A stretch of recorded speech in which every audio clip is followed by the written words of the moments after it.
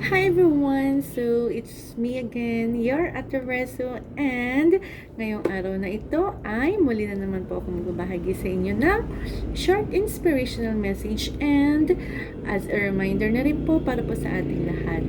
So, ito pong i-share ko po sa inyo is my learnings in my life sa lahat po ng mga experiences ko sa buhay ko for 35 years.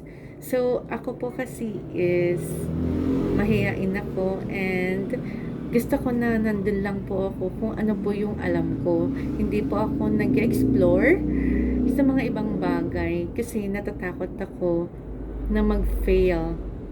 So, parang naging stagnant ako dun sa isang bagay na yun, dun sa isang area na yun, in which marami pa palang mas magagandang opportunity kapag lumabas po tayo dun sa comfort zone natin at huwag po tayong matakot to explore, to experience, to have that new experiences in our lives.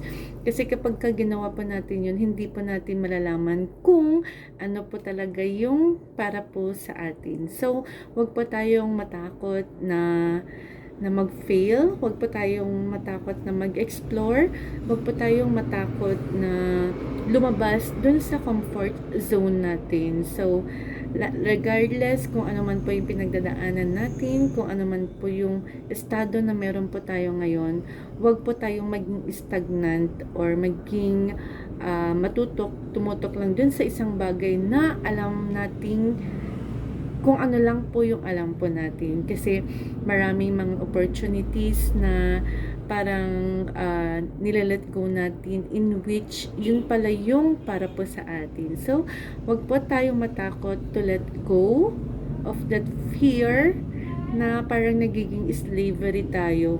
So, we have given all the freedom to choose kung ano po yung magiging buhay natin. So, yun po yung yung isa po sa learnings ko in life, to welcome new opportunities, to explore life. Ang pinaka-importante po sa lahat, sa pag-explore po natin, dun sa buhay natin, huwag po nating kakalimutan na isama po yung ating Panginoon dun sa journey na bago po nating tatahakin. Kasi kung kasama po natin siya, mag-feel man tayo, meron po tayong at peace na